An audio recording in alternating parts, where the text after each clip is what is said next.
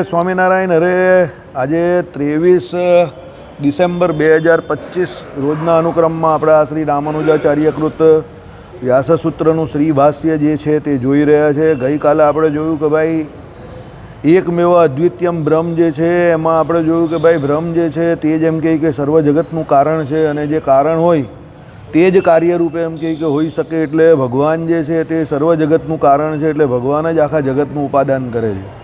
એટલે નિમિત્ત કારણ પણ છે અને ઉપાદાન કારણ પણ પરમાત્મા જ છે. એટલે કાર્ય કારણનો અહીંયા ભેદ બતાવેલો છે તે આપણે જોયો. એટલે જગતનું ઉપાદાન કારણ જે બ્રહ્મ તે વિના જગતમાં બીજો કોઈ અધિષ્ઠાતા નથી. ગઈકાલે આપણે કથાને અહીંયા વિરામ આપેલો. તેવી એનામાં અદ્ભુત શક્તિ રહેલી છે. સાધારણ રીતે ઉપાદાન અને અધિષ્ઠાતા બે જુદા હોય છે, પણ બ્રહ્મ તો ઉપાદાન છે તેમજ અધિષ્ઠાતા પણ છે. આ એની શક્તિની વિચિત્રતા અને અદ્ભુતતા છે. બરાબર, અધિષ્ઠાતા પણ એ છે અને ઉપાદાન કારણ પણ એ જ છે. બરાબર, બંને એ છે. અધિષ્ઠાતા એટલે શું કે જે કોઈ પણ કર્મ કરવાનું અધિષ્ઠાન કરી આપે તે અધિષ્ઠાતા. બરાબર, દાખલા તરીકે કોઈ જગ્યા પર કોઈ વ્યક્તિ હોય અને એના સંકલ્પથી એ બહુ મોટી કોઈ કંપની શરૂ કરે તો એ કંપની જે શરૂ કરે છે તે એનો અધિષ્ઠાતા કહેવાય. બરાબર, આપણે કહીએ ને સ્થાપક, તે પ્રમાણે અધિષ્ઠાન કરેલું એના દ્વારા, એટલે એ અધિષ્ઠાતા કહેવાય. એટલે એનો નિમિત્ત કારણ પણ એ જ કહેવાય. આપણે જે નિમિત્ત કારણ કહીએ તે જ અહીંયા અધિષ્ઠાતા તરીકે કહ્યું છે.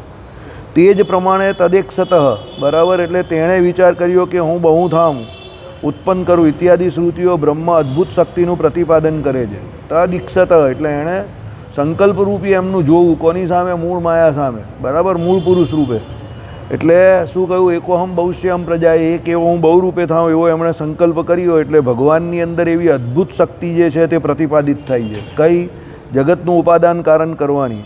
તમે પૂછશો કે સામાન્ય રીતે અદ્વિતીય એટલું જ કહ્યું છે, ત્યાં જુદા નિમિત્ત એટલે કરણરૂપી જે દ્વિતીયનો નિષેધ છે એમ સા ઉપરથી જાણવું. બરાબર, એટલે શું કહ્યું કે ભાઈ તમે એમ પૂછો કે ભાઈ સામાન્ય રીતે અદ્વિતીય એટલું જ કહ્યું છે, એટલે એકમેવ અદ્વિતીયમ બ્રહ્મ, શ્રુતિમાં ખાલી એ ભગવાનને એટલે બ્રહ્મને અદ્વિતીય એટલું જ કહ્યું છે.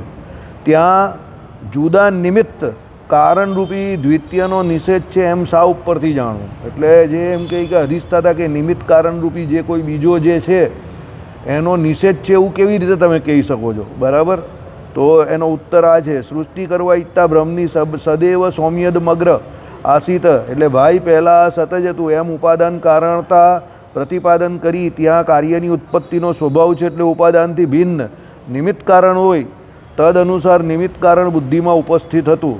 તેનો અદ્વિતીય પદ વડે એટલે નિષેધ કરવામાં આવે છે એમ સમજાય છે. એટલે સર્વ કોઈ દ્વિતીય માત્રનો નિષેધ કરવામાં આવ્યો હોય તો તમે પોતે સ્વીકારેલા અને સિદ્ધ કરવા ઈચ્છેલા નિત્યત્વાદી એટલે ધર્મોનો પણ નિષેધ થઈ જાય. વળી તમે સર્વે શાખા એટલે ઉપનિષદને પરસ્પર મેળવીને એક જ અર્થ તારવી કાઢવાનું કહો છો તો તમે ઈચ્છો છો તેથી ઉલટું જ ફળ નિપજાવશે. કેમ કે તેથી તો સર્વ શાખા ઉપનિષદમાં કારણ સાથે જોડાયેલા સર્વજ્ઞત્વવાદી ગુણો અત્રે એકઠા કરવા પડશે. ઉપનિષદોમાં જુદે જુદે સ્તરે સર્વજ્ઞત્વ વગેરે જે ગુણ બ્રહ્મ સાથે જોડ્યા છે તે સર્વે જુદે જુદે સ્તરેથી એકઠા કરીને બ્રહ્મમાં માનવા પડશે. એ ગુણોનો નિષેધ થઈ શકશે નહીં. બરાબર, હવે આ જે અત્યાર સુધી જે આવ્યું તે આપણે ધીરે ધીરે સમજીએ. પહેલાં શું કહ્યું કે ભાઈ ઉપાદાન સદૈવ સૌમ્યદ મગ્ર, એટલે ભાઈ પહેલાં સત જ હતું. સત એટલે શું હતું? એકલા ભગવાન જ હતા, બ્રહ્મ જ હતા. એમ ઉપાદાન કારણતા પ્રતિપાદન કરી. હવે એ ભગવાન જ હોય તો એ જ પોતે ઉપાદાન કારણ બને ને. જે હોય તે જ ઉપાદાન કારણ બને ને. હોય જ નહીં તેનું તો ઉપાદાન કારણ કેવી રીતે બને? એટલે બ્રહ્મ પોતે એકલા જ હતા એટલે એ જ ઉપાદાન કારણ થયા. બરાબર, એટલે એની પ્રતિપાદન કરી. ત્યાં કાર્યની ઉત્પત્તિનો સ્વભાવ છે કે ઉપાદાનથી ભિન્ન નિમિત્ત કારણ હોય તદ અનુસાર નિમિત્ત કારણ બુદ્ધિમાં ઉપસ્થિત હતું. હવે દાખલા તરીકે ઉપાદાન કારણ તો બ્રહ્મ પોતે થયું, પણ ત્યાં કાર્યની ઉત્પત્તિ કરવા માટે જે નિમિત્ત કારણ એટલે પોતે નિમિત્ત બનવા માટે એવો પહેલેથી બુદ્ધિમાં વિચાર હોય તો એ ઉપાદાન કારણ થાય ને. નિમિત્ત એટલે શું છે કે ભાઈ એ કરવાનો સંકલ્પ. દાખલા તરીકે આપણે કોઈ કાર્ય, તમારે રસોઈ કરવી છે તો રસોઈ કરવાનો સમયસર તમને સંકલ્પ થાય કે હવે રસોઈનો સમય થઈ ગયો તો રસોઈ કરવાનું. તો રસોઈ કરવા તમે પહેલાં જે સંકલ્પ કરો એ નિમિત્ત કારણ તમે પોતે જ છો. તો તમને એ સંકલ્પ થાય છે તો જ પછી તમે રસોઈ કરવા માટેનો આરંભ કરો. તમારી પાસે બધી ઉપાદાન, રસોઈનું ઉપાદાન કરવા માટે વસ્તુઓ બધી રસોડામાં ભલે પડેલી છે, પણ જ્યાં સુધી તમે નિમિત્ત રૂપે એનો સંકલ્પ ન કરો ત્યાં સુધી જાતે એ બધું ઉપાદાન જે છે, ઉપાદાન કારણો બધા હાજર છે તે પોતે ભેગા થઈને રસોઈ નહીં થઈ જવાની. આઈડિયા આવે છે? કહેવાનું તાત્પર્ય શું છે કે રસોઈ કરવાનો કોઈ વ્યક્તિ સંકલ્પ કરે છે, જે સંકલ્પ કરે છે તે નિમિત્ત કારણ છે, અને એ કરતાં પોતે જે કોઈ ઉપાદાન વસ્તુ જે રસોઈમાં હોય કે ભાઈ શાકભાજી હોય કે કઠોળ હોય કે જે કંઈ હોય કે મસાલા હોય કે તેલ હોય કે ઘી હોય, એ બધાને ભેળા કરે અને જે બનાવવાનું એ પ્રમાણે વ્યવસ્થિત બનાવે ત્યારે પેલી જે ઉપાદાન થતી વસ્તુઓ જે છે એમાંથી રસોઈ થાય. એટલે નિમિત્તના અભાવમાં ઉપાદાન થયેલી વસ્તુ હાજર હોય તો પણ એનાથી કંઈ ઉપાદાન થતું નથી. નિમિત્ત તો જોઈએ જ, સમજો. એટલે અહીંયા શું કહ્યું કે ભાઈ બ્રહ્મ જે છે તે પોતે એકલા જ હતા, સત હતા. હવે એમને ઉપાદાન કારણ એટલે શું? જગતનું ઉપાદાન કારણ એ બ્રહ્મ પોતે છે, તો એ બ્રહ્મ તો હતા જ, જગતનું ઉપાદાન કારણ એ પોતે જ છે, એટલે કોઈ બીજી વસ્તુની તો જરૂર નથી, સમજો. પણ પ્રોબ્લેમ શું છે કે પહેલાં એ નિમિત્ત કારણ તો એટલે કોઈ એને એવો સંકલ્પ તો કરવો પડે ને, કે કરવો હોય ને એના મગજમાં કે એમની બુદ્ધિમાં કે મારે સૃષ્ટિ કરવી છે, તો એ સૃષ્ટિ થાય ને. એવો સંકલ્પ નહીં હોય તો કંઈ મટીરિયલ બધું હાજર હોય, પણ સંકલ્પ નહીં કરે તો કોઈ દિવસ સૃષ્ટિ થવાની જ નથી. એટલે શું કહ્યું કે ભાઈ ઉપાદાનથી ભિન્ન નિમિત્ત કારણ હોય, તદ અનુસાર નિમિત્ત કારણ બુદ્ધિમાં ઉપસ્થિત હતું. એટલે ઉપાદાન કારણથી બીજું એક નિમિત્ત કારણ જે છે તે ઉપાદાન કારણથી જુદું કારણ છે, તે બુદ્ધિમાં હતું. કોની બુદ્ધિમાં હતું? બ્રહ્મની. શું બુદ્ધિમાં હતું? એક એવો હું બહુરૂપે થાઉં. હવે એક એવો હું બહુરૂપે થાઉં એવો એમને સંકલ્પ કરેલો, એવો સંકલ્પ ઓલરેડી એમની બુદ્ધિમાં હતો. પછી થઈ કે ભાઈ કેવી રીતે થાઉં? તો બસ હું પોતે જ ઉપાદાન કરી શકું, તો મારા દ્વારા જ થઈ જશે એમ. એટલે અહીંયા દ્વિતીય પાત્રની કોઈની જરૂર જ નથી. કેમ? ભગવાન પોતે જ ઉપાદાન કારણ બને છે. તો કોના દ્વારા? તો ભાઈ એના માયાના ગર્ભની અંદર કોણ? પેલા જીવ હાજર જ છે. તો એ જીવ અને માયા જે છે તે ભગવાનનું શરીર છે, એટલે એના દ્વારા જે ભગવાને શું ઉપાદાન કરી નાખ્યું.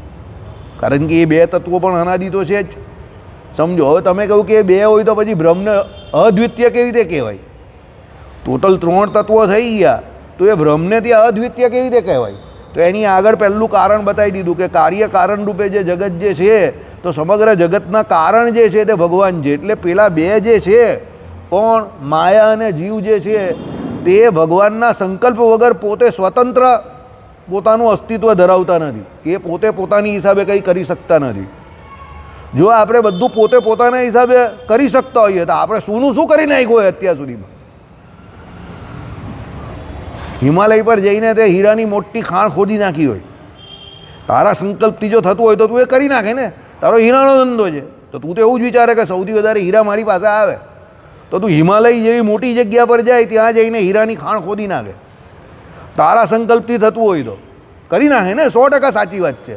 પણ આપણા અસ્તિત્વથી કે આપણા સંકલ્પથી કંઈ થતું નથી. એ જોડે ભગવાનનો સંકલ્પ ભળવો જોઈએ, એમ સમજ પડે છે. એટલે અદ્વિતીયપણું આ પ્રમાણે છે કે ભાઈ દાખલા તરીકે કોઈ કંપનીમાં ઘણા બધા માણસ, 1000 માણસ કામ કરે છે, તો કંપની એના બાપની થોડી થઈ જાય. એ કહે કે આપણી કંપની છે. ઘણા લોકો એવું કહે, નોકરી કરતા હોય ને, આપણી કંપની છે. અરે ભાઈ તું ત્યાં કામ કરનારો માણસ છે, સમજો. આપણી કંપની છે એટલે નો ડાઉટ માલિક જે છે એને કંપની ચલાવવા માટે માણસોની જરૂર છે ને તને લીધો છે, પણ એનો મતલબ એવો નથી કે તું સ્વતંત્રપણે કંપનીનો માલિક છે. તું ત્યાં કામ કરવા જાય છે એટલે સ્વતંત્ર તો પેલો માલિક છે. એ તારા જેવા 1000ને બદલી શકે છે અને 1000માંથી 500ને કાઢી પણ મૂકી શકે છે. આઈડિયા આવે જ તમને હું જે કહું તે?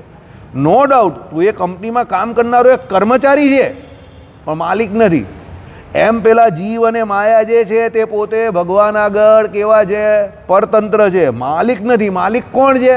પેલા ભગવાન જ છે. એટલે પેલા બેને અહીંયા ભલે તત્વ તરીકે કયા, પણ કેવા છે? એ બંને ભગવાન આગળ અતિશય ગૌણ છે, પરતંત્ર છે. એટલે ભગવાન જ એક સ્વતંત્ર છે. એટલે એ બે ગમે એટલું, એટલે માયા તો વિચારી શકતી નથી, કારણ કે એ તો પ્રત્યક્ષમાં આવતી નથી. તો બીજું પ્રત્યક્ષમાં કોણ આવે? જીવ આવે. તો જીવ કદાચ એવું વિચારે કે હું સૃષ્ટિ કરું, પણ એની એટલી કેપેસિટી પણ જોઈએ ને. આઈડિયા આવે છે હું તમને જે કહું તે? એટલે એનાથી સૃષ્ટિ થાય એવી કેપેસિટી હોતી એની નથી. એટલે પેલા ભગવાન જે છે એ પેલા મૂળ પુરુષની અંદર પ્રવેશ કરીને એને એ કેપેસિટી આપે છે કે તું સૃષ્ટિ કર, હું તારી સાથે આવું છું, ત્યારે સૃષ્ટિ થાય છે. હવે સમજ પડી? એટલે ભગવાનને નિમિત્ત અને ઉપાદાન કારણ ગયા, સમજો. ટોટલી બીજા જીવ કે બીજા ધર્મીઓનો અભાવ નથી અદ્વિતીયનો અર્થ, સમજજો. અદ્વિતીય એટલે ભગવાન જેવો સમાન કોઈ ધર્મી નથી. ઘણા લોકો નહીં કહેતા એના જેવો કોઈ નહીં. હવે એના જેવો કોઈ નહીં એટલે કોઈ જગતમાં બીજો છે જ નહીં. ના, એના જેવો નથી એટલે બીજા તો છે જ, લોકો તો બીજા છે જ. એમ અદ્વિતીયમ એકમેવ અદ્વિતીયમ બ્રહ્મનો અર્થ શું? અદ્વિતીય એટલે ભગવાન જેવો બીજો કોઈ નથી. ભગવાન સિવાય તો બીજા લોકો ઘણા છે જ જીવાત્મા અસંખ્ય, પણ ભગવાન જેવો બીજો કોઈ નથી. એટલે ભગવાન જેવા તો કોણ છે? એક ભગવાન જ છે. એ રીતે આ એકમેવ અદ્વિતીયમ બ્રહ્મ કહ્યું છે. સમજો, આને સમજવું બહુ જરૂરી છે. એકમેવ અદ્વિતીયમ બ્રહ્મને લોકો ગોળ ગોળ ઘુમાવે છે આ એક શ્રુતિના અર્થઘટનને ખોટી રીતે લઈને. બરાબર, ચાલો. તેનો અદ્વિતીય પદ વડે નિષેધ કરવામાં આવે છે એમ સમજાય છે. એટલે શું, કેવી રીતે? સર્વ કોઈ દ્વિતીય માત્રનો નિષેધ કરવામાં આવ્યો હોય તો તમે પોતે સ્વીકારેલા અને સિદ્ધ કરવા ઈચ્છેલા નિત્યત્વ આદિનો પણ નિષેધ થઈ જાય. હવે તમે કહો કે ભાઈ બધાનો જ નિષેધ કરવાનો છે, કે કોઈ દ્વિતીય છે જ નહીં, તો ભગવાનમાં રહેલા, કારણ કે એ લોકો તો વિશેષ્ય વિશેષણ ભાવ પણ નહીં માનતા કે ભાઈ એ ભગવાનમાં કોઈ પ્રકારના ગુણો કે ધર્મો કે વિશેષણો રહ્યા જ નથી. સત્યમ, જ્ઞાનમ અને અનંતમ શું છે? સ્વરૂપ લક્ષણ છે. જો તમે અદ્વિતીયના અર્થને વિશે બ્રહ્મ સિવાય બીજું કંઈ સ્વીકારો નહીં, તો તમે જે નિત્યત્વ આદિ લક્ષણો બ્રહ્મમાં ઘટતા આવે છે એવું કહ્યું, તો એનો પણ નિષેધ થઈ ગયો. સમજો, અદ્વૈતીઓ તો કોઈ ગુણ માનતા જ નથી ને ભગવાનમાં, પણ નિત્ય છે પરમાત્મા એ તો એ લોકોને પણ ખબર છે, કારણ કે સત કેય છે એ લોકો. તો સત જે છે તે શું છે? નિત્યત્વ. તો નિત્યત્વ આદિ જે કોઈ લક્ષણો જે છે, ધર્મો જે છે, એનો પણ નિષેધ થઈ જાય. વળી તમે સર્વ શાખા એટલે ઉપનિષદને પરસ્પર મેળવીને એક અર્થ તારવી કાઢવાનું કહો છો, તે તમે ઈચ્છો છો તેથી ઉલટું જ ફળ નિપજાવશે. એટલે તમે શું છે કે ભાઈ ઉપનિષદો જે છે એના પરસ્પર અર્થ જે છે, બધા ઉપનિષદો જે છે, બધી શાખાઓના જે કોઈ અર્થ છે તે બધાના અર્થોને પરસ્પર ભેગા કરીને એક અર્થ એનું તારણ કાઢવાનું કેવું છો, તો એ પ્રમાણે તારણ તમે કાઢશો તો તમે જે કેવું છે એનાથી ઉલટું સાબિત થશે. કેવી રીતે? કેમ કે તેથી તો સર્વ શાખા એટલે ઉપનિષદમાં કારણ સાથે જોડાયેલા સર્વજ્ઞત્વાદી ગુણો અત્રે એકઠા કરવા પડશે. કારણ કે જો તમે એ બધા ઉપનિષદોમાં જે કંઈ કહ્યું છે, તો બ્રહ્મ એક કારણ છે, અને એ બ્રહ્મના ઘણા બધા શું છે? સર્વજ્ઞત્વાદી, નિત્યત્વદાદી. જો સત્યમ, જ્ઞાનમ અને અનંતમ, તો સત્યમનો અર્થ શું થયો? નિત્યત્વ. જ્ઞાનમનો અર્થ શું થયો? સર્વજ્ઞત્વ. કારણ કે ભગવાનનું જ્ઞાન શું છે? ત્રિકાળવાદી જ છે. અનંતમનો અર્થ શું થયો? સર્વવ્યાપક.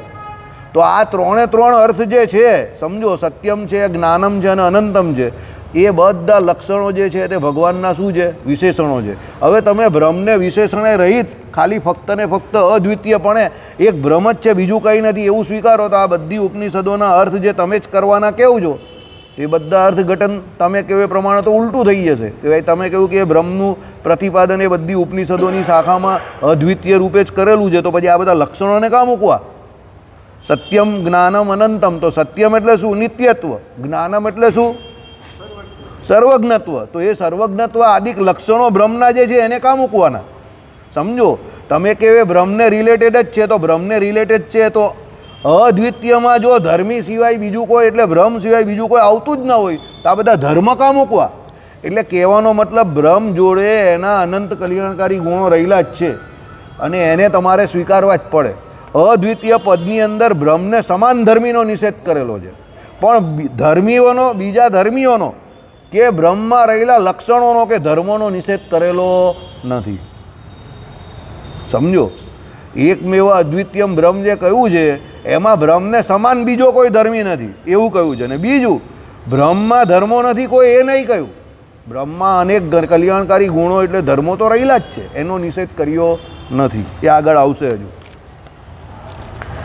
ચાલો, માટે કારણ વાક્યનું રૂપ જોતાં પણ સત્યમ, જ્ઞાનમ, અનંતમ બ્રહ્મ એ વાક્યથી સવિશેષ બ્રહ્મનું જ પ્રતિપાદન કરવામાં આવે છે એમ જણાય છે. આવી ગયું કે તમે એ કારણ માત્ર જે બ્રહ્મ જે છે અને એમ એને લગતી જે શ્રુતિ જે છે સત્યમ, જ્ઞાનમ, અનંતમ બ્રહ્મ, તો તમે એનાથી નિર્વિશેષ બ્રહ્મ જેવું સાબિત કરી શકતા નથી. કારણ કે સત્યમ કેવું એટલે નિત્યત્વ આવી ગયું, જ્ઞાનમ કેવું એટલે સર્વજ્ઞત્વ આવી ગયું, અને અનંતમ એટલે સર્વવ્યાપકતા આવી ગયા, વિભુ. તો આ ત્રણે ત્રણ લક્ષણ કોના છે? બ્રહ્મના છે. તો એનાથી એ બ્રહ્મ કેવું છે? વિશેષણવાળું છે, એટલે સવિશેષ છે એ સાબિત થઈ ગયું. તમે જે પ્રમાણે કેવું છો કે સ્વરૂપ લક્ષણ છે અને નિર્વિશેષ છે, અને ત્રણે ત્રણનો અર્થ જે છે તે કેવો છે? એક જ અર્થ છે. કે એ બધા કેવા શબ્દો છે? પર્યાયવાચક શબ્દ છે, તે ખોટી વાત છે. કારણ કે ત્રણે ત્રણના અર્થ અલગ અલગ છે, અને ત્રણે ત્રણ એ બ્રહ્મના જ વિશેષણો છે. બરાબર, ચાલો એમ જણાય છે. તમે વાંધો લેશો કે એમ અર્થ કરવાથી નિર્ગુણ વાક્યનો વિરોધ આવે છે. કંઈ ને કંઈ તો હવે અદ્વૈતી કહે ને કે ભાઈ તમે સત્યમ જ્ઞાનમ અનંતમ બ્રહ્મમાં ત્રણ સવિશેષ બ્રહ્મનું પ્રતિપાદન કરે છે એમ કહું તો પછી નિર્ગુણ વાક્યો જે શાસ્ત્રોમાં કયા એટલે ઉપનિષદોમાં કયા એનો વિરોધ આવે છે. ચાલો, પણ એ વાંધો ખોટો છે. બરાબર, એ વાંધો શું છે? ખોટો છે. કેવી રીતે? નિર્ગુણમ એટલે નિર્ગુણ, નિરંજન, નિષ્ફળ, નિષ્ક્રિય, શાંત ઇત્યાદિ નિર્ગુણ વાક્યો પ્રાકૃત હોય એટલે પ્રકૃતિના ત્યાજ્ય અશુભ ગુણ સંબંધી છે. સમજો, એટલે જે નિર્ગુણ શબ્દનો અર્થ કરવાનો છે તે કેના માટે કરવાનો છે? પ્રકૃતિના ત્યાજ્યો એટલે, અર્થાત નિર્ગુણ એટલે સર્વગુણ રહિત નહીં, પણ પ્રકૃતિના ત્યાજ્યો એટલે અશુભ ગુણ રહિત. એટલે પ્રકૃતિના ત્યાજ્ય કયા ગુણ છે? સત્વરજ અને તમ જે અહીંયાના કયા ને, એમાં તમો ગુણ અને રજોગુણ જે છે તેનો ત્યાગ કરવાનો છે. સત્વગુણ તો તમારામાં અભિવૃદ્ધિ થાય તો એ આત્માનો સાક્ષાત્કાર કરાવનારો કયો છે. સમજો, એટલે કહેવાનું તાત્પર્ય શું છે કે ભાઈ એ પ્રકૃતિના અહીંયા જે અશુભ લક્ષણો કયા, માયાના દોષ જે કયા, એ જે ગુણ જે છે એવા દોષરૂપ ભગવાનમાં કોઈ ગુણ નથી. આપણામાં છે પણ ભગવાનમાં નથી. એટલે એનો નિષેધ કરવા માટે નિર્ગુણ વાક્યો કયા છે. સમજો, સગુણ વાક્યો જે કયા એ ભગવાનના અનંત કલ્યાણકારી ગુણોને સાબિત કરે છે. કેમાં? ઉપનિષદોમાં. સમજો, પણ જે નિર્ગુણ વાક્યો કયા છે, જે નિષેધરૂપ વાક્યો છે, જેમાં બ્રહ્મનો શું છે? નિર્ગુણ, નિરંજન, નિષ્ફળ, નિષ્ક્રિય, શાંત એવા શબ્દનો પ્રયોગ કરેલો. ત્યાં શું સમજવાનું કે બ્રહ્મ જે છે તેનામાં માયાનો એક પણ દોષ રહ્યો નથી. બરાબર? કેમ? નિષ્ક્રિય એટલે આ આપણે રાતની ભાગવતની સભામાં આવે છે. હવે દીપક તું પાછો ભાગવતની સભામાં બંધ થઈ ગયો ને? કે બંધ થઈ ગયો? એમ જ બંધ થઈ ગયો. આળસ આવી. હમણાં બહુ સરસ અર્થ આવેલો, નિષ્ક્રિયનો અર્થ આવેલો એમાં.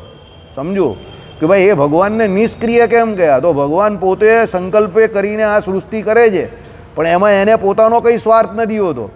વચનામૃતમાં ભગવાને જવાબ આપેલો છે કે ભાઈ ભગવાન સૃષ્ટિ જે કરે છે, જગતની ઉત્પત્તિ સ્થિતિને પ્રલય જે કરે છે, તે કોના માટે કરે છે? તો જીવના સારા માટે જ કરે છે. ઉત્પત્તિ પણ અને સ્થિતિ પણ અને પ્રલય પણ. ઈચ્છા શક્તિ, ક્રિયાશક્તિ અને જ્ઞાન શક્તિ પણ એને જે આપે છે તે ભગવાન જ આપે છે. સમજો, બરાબર? કહેવાનું તાત્પર્ય શું છે કે ભાઈ એ ભગવાન જે છે તે જ બધું કરનાર છે, પણ એ ભગવાન જે પોતે કરે છે તે કાર્યને વિશે એનો સંકલ્પ જે હોય છે, પણ એ સંકલ્પ કેવો? બંધનકારી એને નથી. કેમ? કારણ કે એમાં એનો પોતાનો કોઈ સ્વાર્થ નથી. કારણ કે એ તો આપ્ત કામ છે ને, પૂર્ણ કામ છે. ભગવાન માટે એવું કોઈ કાર્ય જ નથી કે જે કરવાથી એને એવું થાય કે ભાઈ મારામાં કંઈ ઓછાપતિને દૂર કરવા માટે હું આ કાર્ય કરું છું. એ તો આપ્ત કામ છે, પૂર્ણ કામ છે, લીલાનંદ છે. બરાબર? એ લીલા તો આનંદ માટે કરે છે. કોના આનંદ માટે? બીજાના આનંદ માટે. પોતે તો કાયમ આનંદિત છે. સમજો, એટલે કહેવાનું તાત્પર્ય શું છે કે ભાઈ આ નિષ્ક્રિય કે નિષ્ફલમ કે આ બધા જે કોઈ લક્ષણો કે નિર્ગુણ કે નિરંજન જે કોઈ લક્ષણો કયા ભગવાનમાં, એ નિર્ગુણ શ્રુતિઓ જે છે તે માયાના જે લક્ષણો કે ગુણો જે છે એ ભગવાન એને રહિત છે. એટલે એ નિષેધ વાક્યો જે છે તે પણ ભગવાન ઉપર પૂરેપૂરા મળતા આવે છે કે ભાઈ બ્રહ્મને તમે એ રીતે ઉભય લિંગત્વ સાબિત કરી શકો. કેવી રીતે? કે ભાઈ અનંત કલ્યાણકારી ગુણ તો એ ભગવાનમાં રહ્યા જ છે, પણ એની જોડે માયાના એક પણ જે દોષ જે છે તે ભગવાનમાં કોઈ કાળમાં હોતા નથી. યત્ર ત્રિસર્ગો મૃષા. બરાબર? ભાગવતજીનું પહેલું જ એમ કે મંગળાચરણમાં આ વાત આવે છે. તો એનો મતલબ શું થયો કે માયાના 3 ગુણ જે છે એ ભગવાનને વિશે કોઈ કાળમાં નથી. એટલે ભૂત, ભવિષ્ય અને વર્તમાન 3 કાળમાં નથી. સમજો, એટલા માટે અહીંયા કહ્યું કે ભાઈ નિર્ગુણ વાક્યો જે છે એને પણ અમે ખોટા નહીં માનતા, પણ એને આ પ્રમાણે સ્વીકારવાના છે. બરાબર? ચાલો, બ્રહ્મ કેવલ જ્ઞાન સ્વરૂપ છે એમ કહેનારી શ્રુતિઓ પણ બ્રહ્મની જ્ઞાન સ્વરૂપતાનું પ્રતિપાદન કરે છે. એથી કાંઈ બ્રહ્મ નિર્વિશેષ જ્ઞાન સ્વરૂપ છે એમ એ કહેતી નથી. જ્ઞાન સ્વરૂપ છે એનાથી એ નિર્વિશેષ છે એવું નહીં કહેતી. સમજો, સ્વરૂપ લક્ષણ હોવાનો અર્થ એવો નથી કે વિશેષણ લક્ષણ નથી કે એનામાં વિશેષણ નથી રહ્યું. બરાબર? ચાલો, કેવી રીતે? સાંભળો. રામાનુજાચાર્ય બ્રહ્મની જ્ઞાન સ્વરૂપતા કબૂલ કરે છે. સમજો, બ્રહ્મ જ્ઞાન સ્વરૂપ છે તો માને જ છે. જો હું તમને વારંવાર કહું છું, કોઈ પણ આચાર્યએ મત સ્થાપન કર્યું હોય અને એના પછીના આચાર્ય પાછા એને રેક્ટિફાઈ કરે તો પહેલાંમાં જે એમને સાચું લાગતું હોય તેને સાચું કહી દે. એવું નહીં કે ભાઈ બધું જ ખોટું છે. કોઈ પ્રકારનો પૂર્વગ્રહ ન રાખે, કારણ કે એ આચાર્ય હતા. આ બધા આચાર્ય લેવલના વ્યક્તિ હોય તો એમને જ્યાં જેટલું સાચું લાગતું હોય, સારું લાગતું એટલું સ્વીકાર લઈશ. શ્રીજી મહારાજે રામાનુજાચાર્યનો વિશિષ્ટાદ્વૈત સ્વીકારી લીધો, વલ્ભાચાર્યની સેવા રીતિ સ્વીકારી દીધી, વિઠ્ઠલનાથજીની આખી વ્રત અને ઉપવાસની રીતિ સ્વીકારી દીધી. કેમ? એ લોકોને જે સારું લાગે, સાચું લાગે એ લઈ લે. એ લોકોમાં એ પ્રમાણે શું કે આપણે કહીએ એ પ્રમાણે કે ભાઈ એ લોકોને એવું ન હોય કે પેલા આચાર્યનું હું માનીશ તો હું નાનો કહેવાઈશ, એની કથા સાંભળવા હું જઈશ તો હું નાનો કહેવાઈશ. ઘણા વક્તાઓમાં એવું હોય, એકબીજાની કથામાં ન જાય. કેમ કે ભાઈ તમે એની કથામાં જાઓ તો તમે એની પાસે શીખેલા છો એવું લોકોને લાગશે, તો તમે નાના સાબિત થઈ જશો. બરાબર, પણ એવું નહીં હોતું. બરાબર, અત્યારે પેલા રમણ રેતીવાળા મહારાજ જે છે, બરાબર, એમણે તો કેટલી બધી ભાગવતજીની કથા કરી નાખી. તો એ રમેશભાઈ ઓઝાની બધી કથામાં આવે છે. પછી કોઈની પણ કથા હોય, સારા વક્તા કોઈ પણ હોય, બધાની કથામાં એ જાય છે. બરાબર, એમની ઉંમર તો 90 વર્ષની હશે. હા બોલો, 90-92 વર્ષના હશે અને પોતે ભાગવતના પ્રખર જ્ઞાની છે, તો પણ જાય છે. કેમ ભાઈ? ભગવાનની કથા વાર્તા કીર્તન તો સાંભળવા જ જોઈએ. ભગવાનના ભક્ત માટે સૌથી શ્રેષ્ઠ કામ શું છે? તો ભગવાનની કથા વાર્તા કીર્તન સાંભળવું, જીવતે પણ અને મરે પણ. કોને કે નીલિયા તને બોલાવે જા, ચલો. પણ શું કહ્યું સાંભળો. રામાનુજાચાર્ય બ્રહ્મની જ્ઞાન સ્વરૂપતા કબૂલ કરે છે, પણ તેથી એની જ્ઞાન આશ્રયતાનો નિષેધ થતો માનતા નથી. એટલે જ્ઞાનનો આશ્રય પણ એ બ્રહ્મ પોતે જ છે, એનો એ નિષેધ નહીં કરતા. કેમ? જ્ઞાન સ્વરૂપ પણ છે બ્રહ્મ, અને એની જોડે જ્ઞાન નામનો ગુણ જે છે તે પણ એ બ્રહ્મને આશ્રય રહેલો છે. એટલે ગુણ જે છે તે બધા બ્રહ્મને આશ્રય રહેલા છે, અનંત કલ્યાણકારી ગુણ.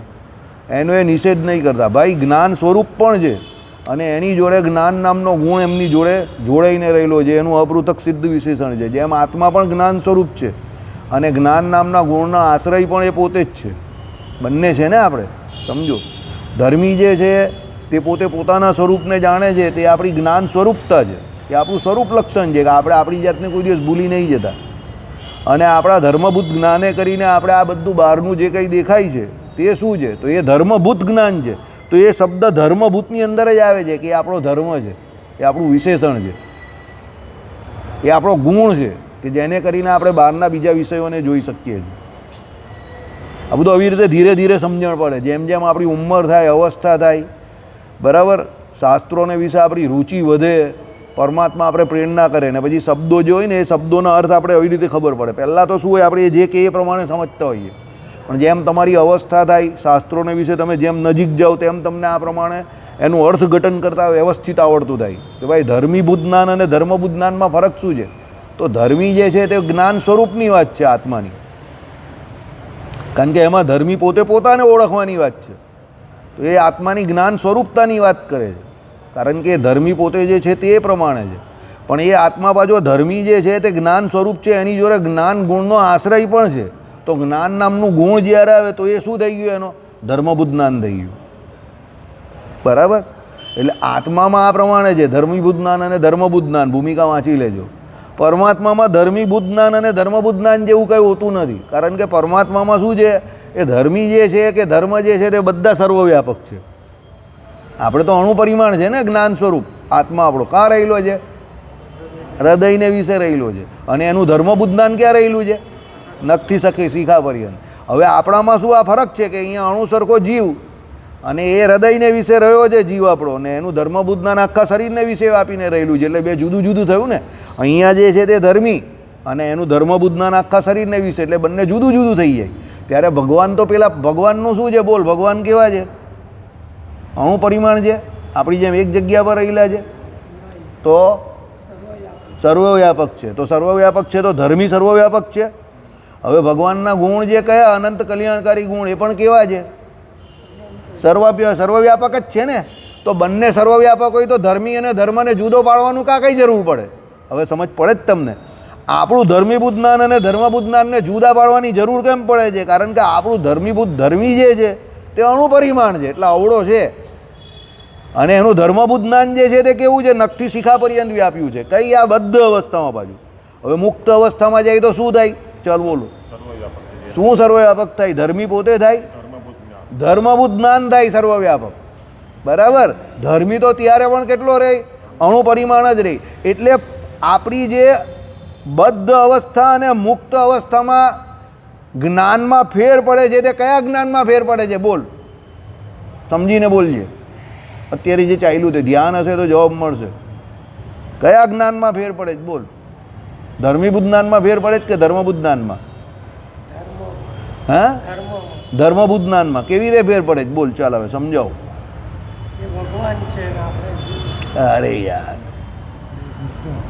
બોલ મનોજ, અહીંયા બદ્ધ અવસ્થામાં જીવ જે છે તે અને અક્ષરધામમાં મુક્ત અવસ્થામાં જીવ ગયો તે બરાબર છે.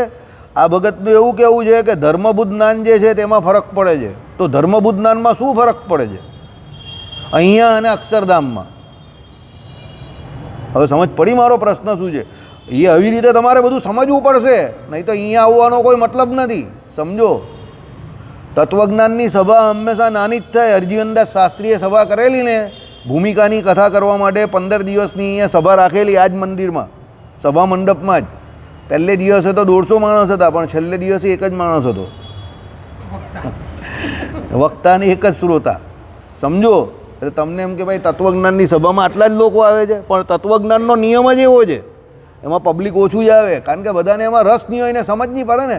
તમારામાં સત્વગુણની અભિવૃદ્ધિ થાય ને જ્યારે, ત્યારે જ તમને તત્વજ્ઞાનમાં રસ પડે. સમજજો, આ પેલામાં શું આવ્યું? પહેલાં આચાર્ય મહારાજની આજ્ઞામાં શું આવ્યું? જ્ઞાન યોગ, કર્મયોગ, અને ત્રીજો કયો? ભક્તિ યોગ.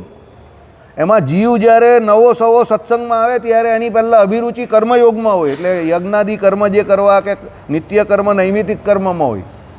સમજો, પછી એ કર્મમાં જાય થાય, જેમ જેમ આગળ જાય પછી એનું હૃદય જે છે તે ધીરે ધીરે કેવું થાય? નિર્મળ થાય.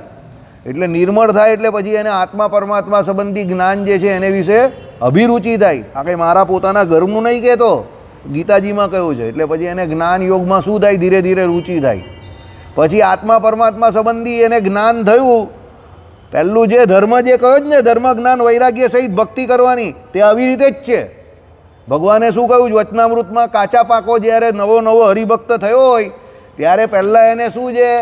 ધર્મને વિશે એમ કહે કે રુચિ થાય છે. એટલે ધર્મ એટલે શું? કર્મયોગ. સમજો, તમે ધર્મનું પાલન કરો તો કર્મયોગી બનવું પડે ને. પહેલાં સવારનો ધર્મ શું છે? કેટલા વાગે ઉઠવાનું કહ્યું?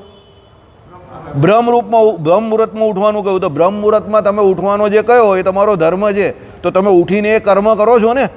સમજો, એટલે પહેલાં જીવ જ્યારે કાચી પાકી બુદ્ધિવાળો હોય ત્યારે એને કર્મયોગમાં આ પ્રમાણે અભિરુચિ થાય. આઈડિયા આવે છે? પછી શાસ્ત્રોમાં જે કોઈ યજ્ઞ યાગાદિક કયા હોય એ પ્રમાણે એને એ કરવાની ઈચ્છા થાય.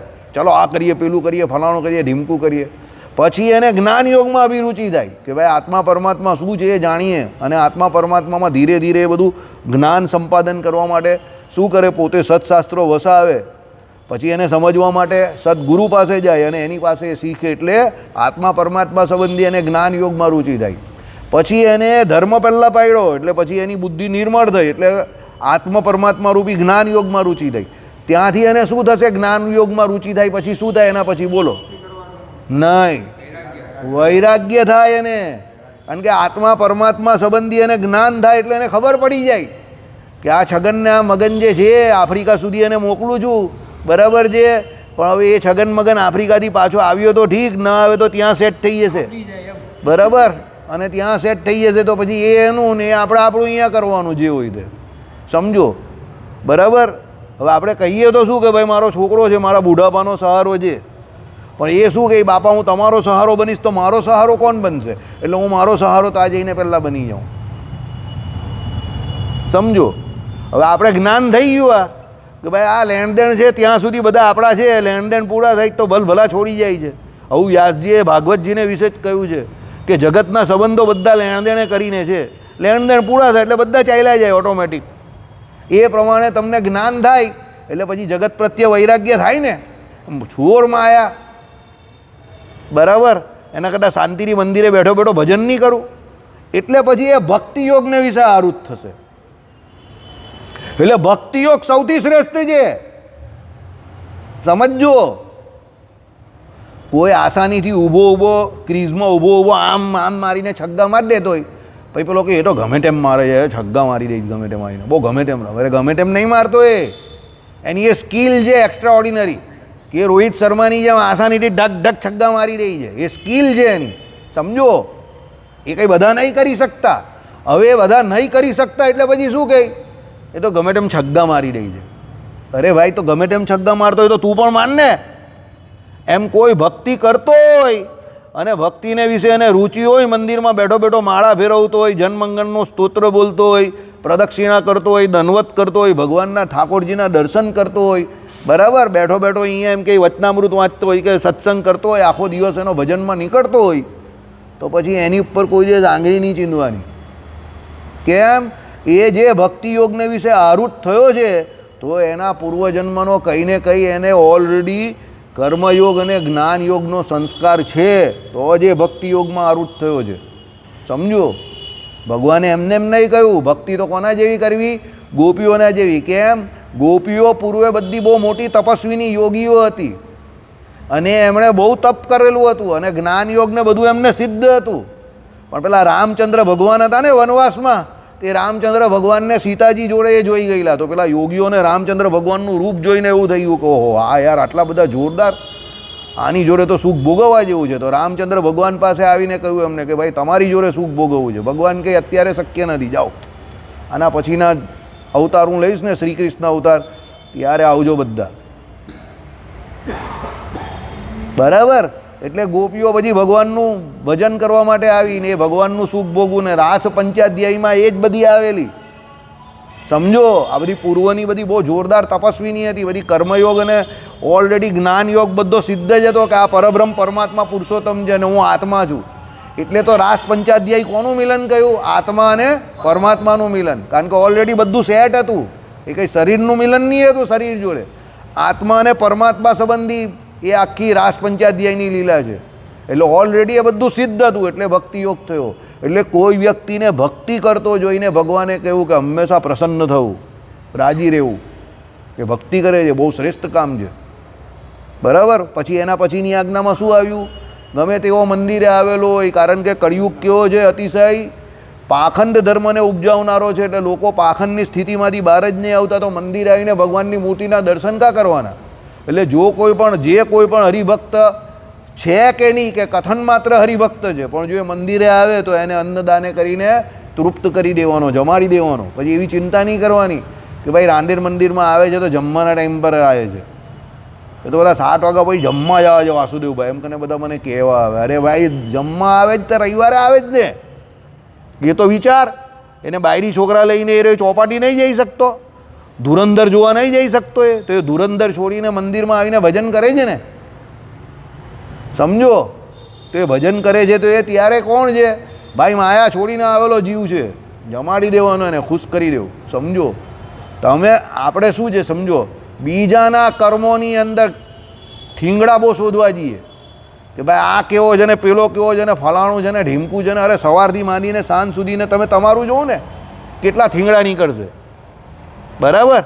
એટલે એ બીજાનું એ નહીં જોવાનું કે મોડો આવ્યો, વહેલો આવ્યો, આમ તેમ. મને ઘણા લોકો કહી પાસ સિસ્ટમ રાખી દેવાની, એટલે પેલો પહેલાં એને પાસ આપે, ભાઈ એને જમવાનું નહીં મારે, બીજી ફેરી વહેલો આવે. મેં કહું બીજી ફેરી વહેલો નહીં આવે, જમ્યા વગર ગયો હોય તો આપણે એવો સખત અવગુણ લઈને કે બીજી વખત આવે જ નહીં. યાદ રાખજો, એ આવે જ નહીં 100%. એને અવગુણ આવી જાય આપણો. આ લોકો તો પાસ આપે એને જ જમાડે છે, પછી એ ઊંધી ચત્તી વાત ચાલુ કરે, એના જ માણસને જમાડે છે ને, આમ છે ને તેમ છે, બધી મળેલી કેચ છે, નામ પૂરતું બધું પ્રસાદ લખે છે, બાકી એ કોઈ એને જમાડતા નથી. એમ કરીને આ ઉલટી આપણે બદનામ કરે, અવગુણ લઈ અને આવતો બંધ થઈ જાય. સમજી ગયા? એટલે જ્યાં સુધી અપાય ત્યાં સુધી જય સ્વામિનારાયણ. મંદિર આવે છે ને દઈ દેવું, બરાબર, આવેલો જ તો આપી દો. ભલે એ આચાર્ય મહારાજની આજ્ઞા છે, આપણે પણ એ શીખવા જેવું છે. બરાબર. જ્યાંથી જે કંઈ મળે એ આપણે જીવનમાં ઉતારવાનું છે. સમજો, નામ શું કરે છે એની ચિંતા નહીં કરો, આપણે કેવી રીતે સુધરીને ભગવાનના ધામમાં જવાય એ શીખવાનું છે. એટલે રામાનુજાચાર્ય અહીંયા આ જ કહે છે. શું કહે છે કે ભાઈ તમે જે કહો છો એ પ્રમાણે એ સ્વરૂપ લક્ષણ તો છે જ બ્રહ્મમાં, પણ જ્ઞાન નામનું ગુણ જે છે એના આશ્રયદાતા પણ એ પરમાત્મા છે, એટલે એનો કોઈ દિવસ એ નિષેધ કરતા નથી.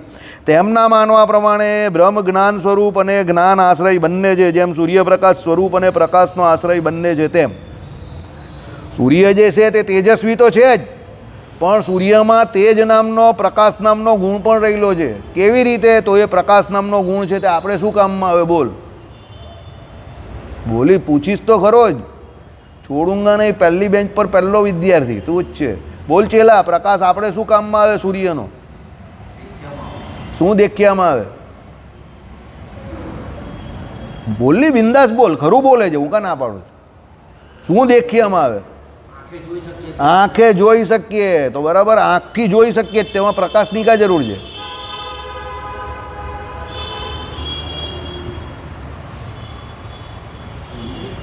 बोल बोल चेला बोल, या खुदा कयामत आ जाएगी, ये छोटा सा बच्चा ये क्या कर देगा आज? बराबर याद આવી ગયો ને તને?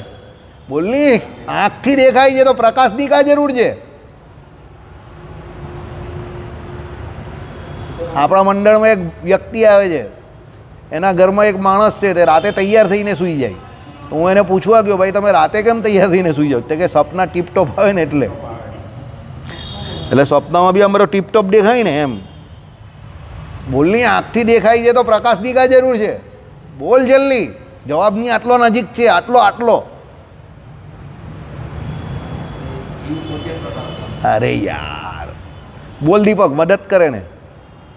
આંખથી દેખાય છે તો પ્રકાશની કા જરૂર છે? પ્રકાશની હાજરીમાં આંખથી સર્વ પદાર્થ દેખાવામાં આવે. ઓકે, પ્રકાશની હાજરી ન હોય તો આંખથી પદાર્થ દેખાય કે ના દેખાય? ના દેખાય. સમજ પડી ગઈ? આંખથી આપણે નહીં જોઈ શકતા. આ એમ છે આપણા બધાનો કે આપણે આંખથી જોઈએ છે. આ રામાનુજ ભાષ્ય કહે છે, એટલે કહું હરરોજ ખાઓ, હરરોજ પચાવો ઓર હરરોજ આવો સત્સંગ મેં. કેવી રીતે સમજો? અત્યારે હું આ લાઇટ બંધ કરી દઉં તો આપણા બધાની આંખ તો ચાલે જ છે, તો આપણે બધા એકબીજાને જોઈ શકીએ? પછી નહીં જોઈ શકીએ. अंधेरे में तो देखता हुआ भी अंधा हो जाता है, वो लाइट है जो हम सबको देखने के लिए मजबूर भी करती है और सामने वाली चीज को दिखाती भी है. लाइट સમજો? અંધારું હોય એમાં તો જોતો માણસ આપણા જેવો હોય એ પણ આંધળો થઈ જાય જ ને, બરાબર? પણ એ પ્રકાશ છે જેને કારણે આપણે જોઈ શકીએ છીએ. એટલે પ્રકાશ જે છે તે આપણે સામેના દ્રશ્યને જોવા માટે શું કરે છે? મદદરૂપ થાય છે. એ પ્રકાશને કારણે આપણે બધાને જોઈ શકીએ છીએ. તમે મને જોઈ શકો છો આ પ્રકાશને કારણે, અને હું તમને જોઈ શકું છું આ પ્રકાશને કારણે. જો આ પ્રકાશ ન હોય તો આપણે બધા એકબીજાને જોઈ ન શકીએ. એમ સૂર્ય પ્રકાશ જે છે એના દ્વારા આપણે આખી દુનિયા જે છે એને શું કરીએ છીએ? જોઈ શકીએ છીએ. એટલે પ્રકાશ નામનો ગુણ એનામાં રહ્યો છે. કોનામાં? સૂર્યનારાયણમાં. એટલે પ્રકાશ કેવું કે તેજ કેવું, એ તેજ નામનો ગુણ પણ રહ્યો છે. એ તેજસ્વી તો છે જ, સમજો? જેમ આત્મા જ્ઞાન સ્વરૂપ છે એમ સૂર્યનારાયણ પણ તેજસ્વી તો છે જ, એની સાથે તેજ નામનો ગુણ પણ એમનામાં રહ્યો છે, જે ગુણના આશ્રયથી આપણે બધા આખા જગતમાં એકબીજાને જોઈ શકીએ છીએ. દીવા જેવું. દીવો તમે સળગાવો તો દીવો કેવો છે? પ્રકાશ સ્વરૂપ છે, બરાબર છે? તો એ દીવાના પ્રકાશથી તમને શું થાય કે બીજા બધા વ્યક્તિઓ દેખાય, સમજો? પણ એ દીવાને જોવા માટે તમારે બીજા દીવાની જરૂર પડે ના. એ દીવો જે છે તે પોતાને પણ પ્રકાશે. એટલે એ સ્વયં પ્રકાશ છે. એટલે જ્ઞાન સ્વરૂપ અને સ્વયં પ્રકાશ. એટલે સૂર્ય પણ કેવા છે? તેજસ્વી પણ છે, અને તેજ નામનો ગુણ પણ એ ધરાવે છે, બરાબર? એટલે પ્રકાશમાન પણ છે, અને પ્રકાશના આશ્રયદાતા પણ કોણ છે? સૂર્યનારાયણ. એમ ભગવાન પોતે જ્ઞાન સ્વરૂપ પણ છે, અને જ્ઞાન નામના ગુણના આશ્રયદાતા પણ એ ભગવાન છે. આવું કોણ કહે છે? બોલ ચેલા. આ કોનો મત છે? કોનો મત છે? વિશિષ્ટાદ્વૈત. રામાનુજાચાર્ય, બરાબર? આચાર્ય છે, બહુ મોટા વ્યક્તિ છે, એટલે એને હંમેશા શિષ્ટાચારથી બોલાવવા, બરાબર? ભગવાન રામાનુજાચાર્ય. જેટલા પણ આચાર્યો થઈ ગયા એની આગળ ભગવાન શબ્દો લાગે છે. કેમ? એ લોકોએ અહીંયા ભગવાનના મતનું પ્રવર્તન કરેલું છે. ઓળખાણ એમને અહીંયા ભગવાનની આપી છે, માયાની નથી આપી. માયાની તો ભગવાનની જોડે કનેક્ટેડ છે એટલે આપી છે, સમજો? એ કંઈ શોધખોળ માયાની કરવા નહીં આવેલા. કોની શોધખોળ કરવા આવેલા? ભગવાન વિષયની. એટલે એ બધાની આગળ શું શબ્દ લાગે? ભગવાન, જગતગુરુ, બરાબર? એમને એમ નહીં લાગતો, બરાબર? ચાલો. પ્રકાશ જેમ સૂર્યપ્રકાશ સ્વરૂપ છે અને પ્રકાશનો આશ્રય બને છે, તેમ આ સિદ્ધાંત એક તરફ શાંકર સિદ્ધાંતિ અને બીજી તરફ નૈયાયિક સિદ્ધાંતથી જુદો પડે છે. શાંકર મત શું કહે છે? એ બ્રહ્મ જ્ઞાન સ્વરૂપ છે, પણ જ્ઞાન નામનો ગુણ એમનામાં રહ્યો નથી. ભગવાનમાં કે બ્રહ્મને વિશે કોઈ પણ પ્રકારના કોઈ ગુણ રહ્યા નથી. એટલે શાંકર વેદાંતિઓ શું કહે છે અને નૈયાયિકો પણ શું કહે છે કે ભાઈ બ્રહ્મને વિશે કોઈ ગુણ રહ્યા નથી. ત્યારે આપણા રામાનુજાચાર્યના વિશિષ્ટાદ્વૈત મત પ્રમાણે ભગવાનમાં અનંત કલ્યાણકારી ગુણ રહ્યા છે. સમજો, એટલે ગુણ ગુણીભાવ વિશિષ્ટાદ્વૈત વેદાંતની સૌથી મોટી વિશિષ્ટતા છે. કારણ કે સજાતીય ભેદે રહિત અને વિજાતીય ભેદે રહિત તો એ બ્રહ્મને બંને કહે છે. કોણ બંને? બોલ ચેલા, કોણ બંને? કોણ બંને? બોલ બોલ ભાઈ. હા, અને બીજું કોણ? હા, સહજાતીય ભેદે રહિત અને વિજાતીય ભેદે રહિત તો બ્રહ્મને કોણ? જગતગુરુ શંકરાચાર્ય અને જગતગુરુ રામાનુજાચાર્ય બેઉ કહે છે. પણ ત્રીજો સ્વગત ભેદ જે છે એ સ્વગત ભેદ કોણ માને છે? રામાનુજાચાર્ય માને છે કે ભાઈ સ્વસ્વગત ભેદ છે. સ્વસ્વગત ભેદ એટલે શું? ગુણ ગુણી ભાવ, કે એ પરમાત્મામાં અનંત કલ્યાણકારી ગુણ રહ્યા છે અને એ પરમાત્મા પોતે કોણ છે? ગુણી છે. ત્યારે શંકરાચાર્ય શું કહે છે? ભાઈ ગુણ ગુણી ભાવ અમે માનતા નથી, સ્વગત ભેદ પણ અમે માનતા નથી. એટલે શંકરાચાર્ય જ્ઞાન સ્વરૂપ કહે છે બ્રહ્મને, પણ જ્ઞાન ગુણના આશ્રયદાતા કહેતા નથી. એટલે તો હું વારંવાર કહું છું, કોઈ મત સંપૂર્ણપણે ખોટો નથી. કેમ? જગતગુરુ શંકરાચાર્યના બ્રહ્મનું લક્ષણ કયું? જ્ઞાન સ્વરૂપ. એ રામાનુજાચાર્યએ પણ સ્વીકારેલું છે, પણ અંદર એક એડ કર્યું પાછું. શું? જ્ઞાન નામના ગુણના એ આશ્રયદાતા પણ છે. એડિશન. સમજ પડે છે? બરાબર. એટલે તમે જ્યારે વ્યવસ્થિત કોઈ જગ્યા પર ભણવા જાઓ તો આ પ્રમાણે તમને ખબર પડે કે એક આચાર્ય આટલું ઓછું કરેલું તો બીજાએ આવીને અંદર આ એડિશન કર્યું. સમજો? એટલે બહુ જલ્દી તલવાર લઈને મેદાનમાં નહીં ઉતરી પડો. પછી આઈડિયા આવે છે? કેમ? બંને માને છે જ્ઞાન સ્વરૂપ, પણ રામાનુજાચાર્ય એક વિશિષ્ટતા આપી એની જોડે. શું? અંદર જ્ઞાન નામનો ગુણ પણ રહ્યો છે, એટલે બીજા અનંત કલ્યાણકારી ગુણના પણ એ આશ્રય છે. બંને સહજાતીય અને વિજાતીય ભેદે તો રહિત માને જ છે બ્રહ્મને. સમજો?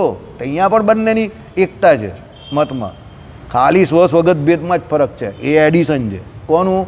રામાનુજાચાર્યનું. શ્રીપતિમ શ્રીધરમ સર્વ